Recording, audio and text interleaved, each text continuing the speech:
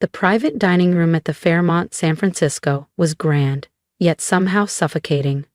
My father's 65th birthday was in full swing, champagne flowing, laughter echoing as guests toasted to his decades in finance. I sat at the far end of the table, silent, pushing grilled halibut around my plate, trying to disappear into the linen-draped background. "And here's to my son Nathan," Dad announced proudly, raising his glass, "now a senior partner at Westbridge Capital, just like his old man." My brother rose, soaking in the applause. His Rolex glinted under the chandelier. His navy suit looked tailored by the gods. Nathan always had the pedigree. Wharton grad, elite internships, the Ivy League wife. "Thanks, Dad," he smiled. "Learned from the best." I sipped my wine, recalling the countless times I heard, "Why can't you be more like Nathan?" Choosing robotics over finance, building my own tech lab instead of joining Dad's firm, investing in silent innovation instead of status symbols. "And then there's Zoe," my mother chimed in, with that same brittle smile. "Still doing those gadgets, right, dear?" "Advanced robotics and neuro-AI interfaces," I answered calmly. "Our last project improved autonomous surgical systems." Yes, Dad waved dismissively. "Still tinkering with machines. At least Nathan chose a real profession." The old sting burned, but I kept my composure. They had no idea that my tinkering was powering next-gen medical breakthroughs across 5 continents, or that the garage they mocked had expanded into a 300,000 SQFT R&D facility outside Palo Alto. "Did you see Nathan's Aspen estate?" Mom gushed. 12 acres, ski and access. "It's modest," Nathan shrugged. "Zoe, you should visit sometime, when we're not using it." I glanced down, thinking of my residencies.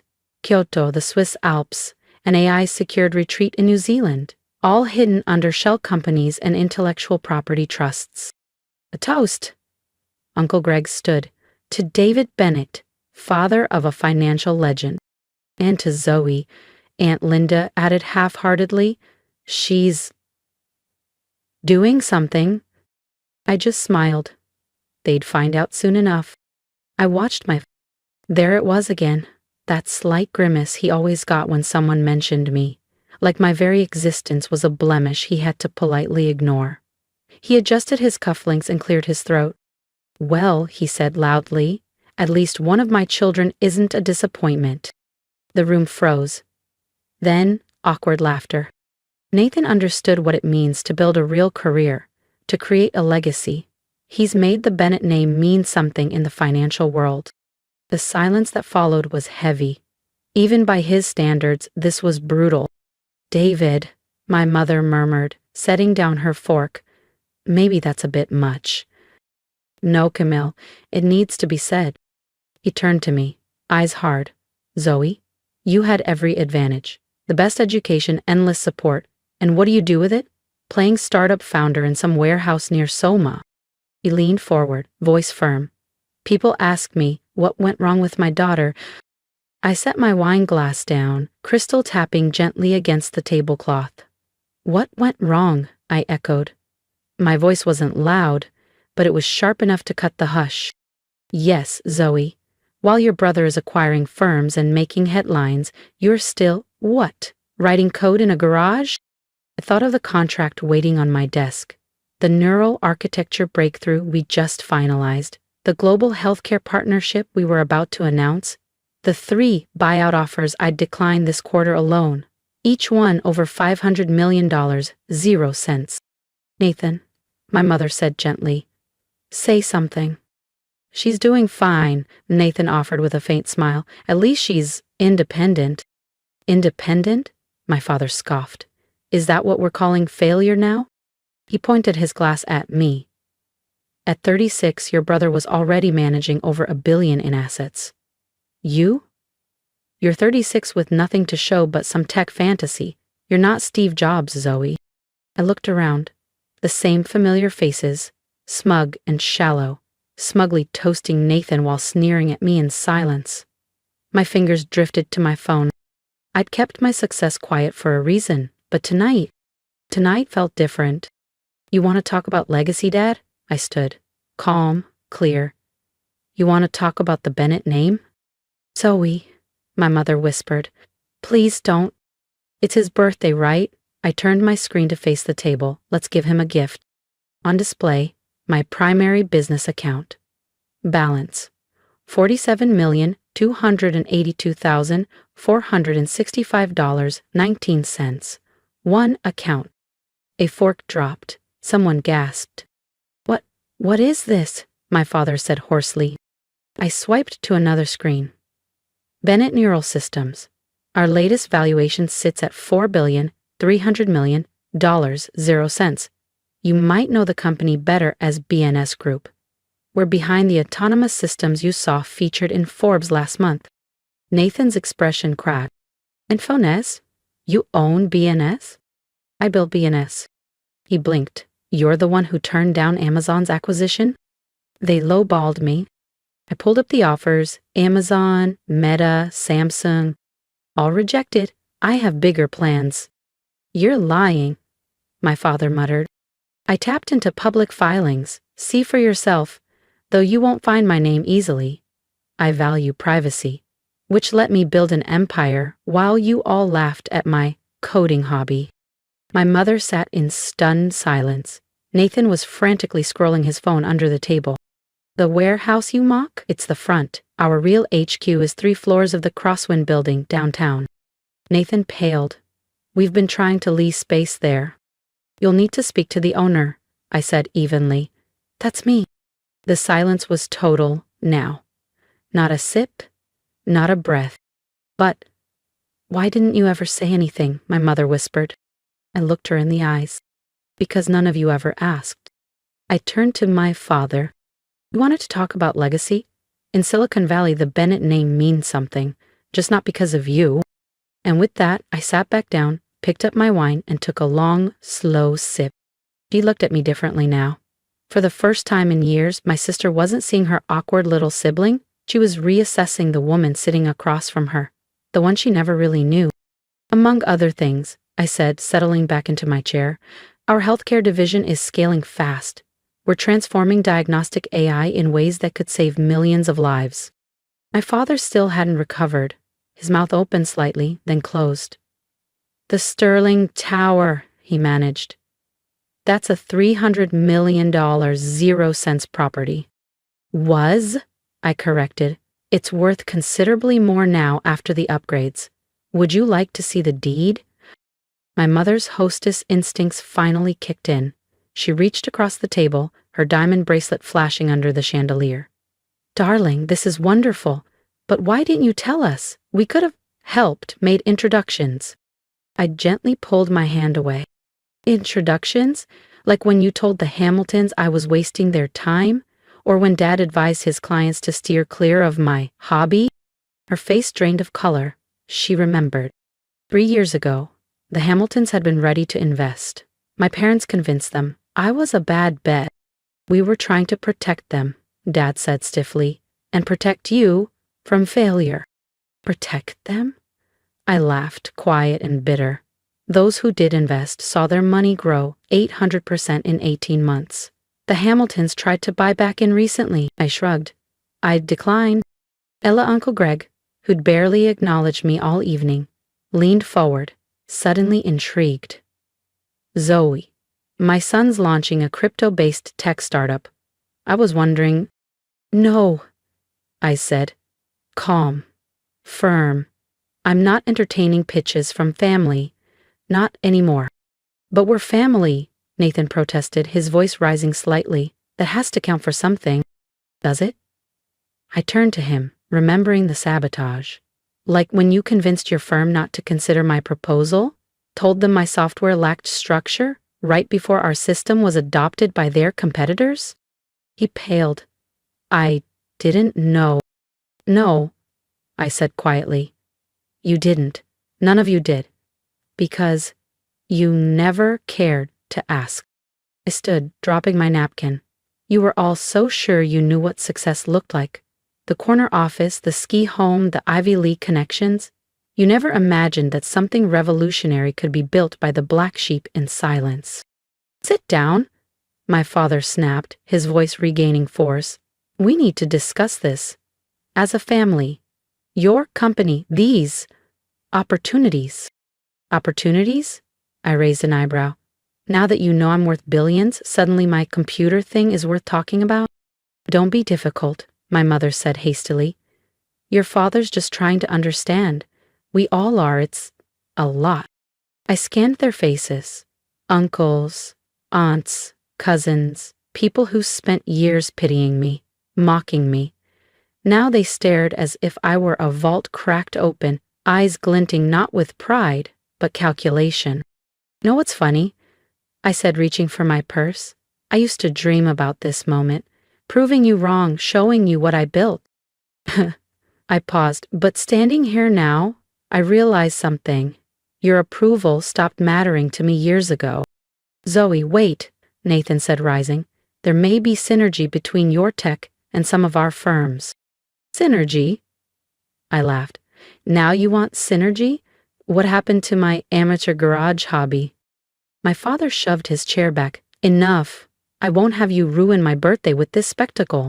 If I've built something worthwhile, fine, he said stiffly. But your attitude. My attitude? I snapped. Like your attitude when you called me a failure in front of the entire family? Or when you couldn't even visit my office once in 7 years? He fell silent. And in that silence, I saw it. For the first time in my life, my father didn't know he was right. I pulled an envelope from my purse and placed it on the table. Happy birthday, Dad. He eyed it warily. What is this? Something interesting. I leaned in slightly. The deed to your law firm's building. His eyes widened. S&P ECKG Group bought it last month through a shell subsidiary. Consider this your notice. Your rent doubles next quarter. Market rates, I added with a smile. You understand. Chaos erupted. My mother gasped audibly. Nathan was frantically Googling. My father just stared at the envelope, as if it might explode. You can't do this, he whispered. But I already had. If you want to see what Zoe does next, and how power, legacy, and revenge truly unfold, make sure to subscribe so you don't miss the moment everything changes again. He finally found his voice. You can't actually do this. I tilted my head, calm and steady. Actually, I can. It's called good business sense. Isn't that what you always taught me? I gave him a smile. Not cruel, just clear. Don't worry, I'm not being vindictive. You're welcome to stay at the new rate. Or, feel free to move to another building in the city. I paused, letting the weight of the moment settle. Though you might want to check who owns those first. I turned to go, but Nathan reached out and caught my arm. Wait. At least let me take you to lunch next week. Just the two of us. Talk, sister to brother. I gently pulled my arm free. I'm afraid I'm busy. I'll be finalizing the acquisition of your firm's biggest client. His face went white. You mean the same client you convinced to reject my software proposal? Don't worry, I added softly. I'm sure your partners will understand. After all, it's just business. Zoe, my mother called out as I reached the door. What do you want from us? I paused. For years, I would have had an answer. Validation, respect, something resembling love. But now, nothing, I said. That's the beauty of success. It shows you what matters and what doesn't. Oh! As I walked out of the private dining room, the noise erupted behind me. Voices raised, chairs shifting. My phone buzzed. First Nathan, then Mom, then a flood of messages from relatives suddenly interested in my life. I stepped into my waiting car. The office, please, I told James, my driver. He glanced at me in the mirror. Everything all right, Miss Bennett? Better than all right, I said. I just gave my father his birthday gift, the truth. Back at my true office, the top floor of Sterling Tower, I sank into my leather chair. My phone lit up again. Mom, please call. Nathan, let me explain. Dad, call me immediately. I had to weep them all. I had better things to do. My team had just sent the latest acquisition briefs. BNS Group was weeks away from announcing a breakthrough in predictive neural AI. My net worth was about to double. Then, a knock at the door. Sarah stepped in. "Your brother Nathan is in the lobby. Says he won't leave until you see him." I glanced at the security feed on my monitor. There she was, Emma. Still in the same designer dress from the dinner, but now visibly unraveling. Her poise had slipped, her confidence cracked. She looked like someone clinging to a version of the world that no longer existed. "Tell her my schedule is full," I said to Sarah, not even looking up from my screen. "But she's welcome to book an appointment, through official channels, of course." Sarah nodded and stepped out. I watched as Emma received the message in the lobby. Her shoulders stiffened, and I saw the exact moment she realized this wasn't going to be one of those conversations where charm and old ties would work. Her face hardened, then she turned and left. I leaned back and looked out over San Francisco's skyline. Lights glittered like ambition realized. For years, I let their narrow, outdated definition of success diminish me. Ivy League degrees, law partnerships, applause at the dinner table. But I'd been chasing the wrong prize. Success isn't about proving them wrong. It's about proving yourself right. I picked up my phone one last time and typed out a single group message. "Thank you for teaching me that failure is subjective. Turns out, so is success. Rest assured. The rent hike? Strictly business. Just like you always preached. Oh, and Emma, your firm's former client, sends their regards. They're thrilled to implement BNS Group's legal AI platform through your competitors." I hit send. Then I turned off my phone and slid it into a drawer. There were acquisition briefs to review, international rollouts to plan. My attention returned to the glowing proposal on my desk. Empires aren't built on family validation. They're built by those willing to be underestimated. And I've been underestimated for the very last time. If you've made it this far, thank you, truly. I'm not here to play the victim or ask for sympathy. I'm here to remind you that sometimes the best revenge isn't loud. It's not about shouting your success. It's about becoming so undeniably excellent that even your silence echoes. So if you felt even a spark of something while watching my story, drop a comment below. Tell me if you've ever been underestimated by the people who were supposed to believe in you most. Or maybe you're still building quietly like I once was. If that's you, I see you, and I promise your time will come. And if you're ready to walk with me through more stories like this, stories of quiet strength, of long overdue recognition, of power finally reclaimed, then hit that subscribe button. This journey isn't just mine anymore. It belongs to everyone who's ever been called a failure before proving they were the future. Here's what I learned. Validation from others is optional, but belief in yourself? Non-negotiable. So take the risk. Bet on yourself. Build your empire in silence. Then let the results speak so loud, no one dares question you again.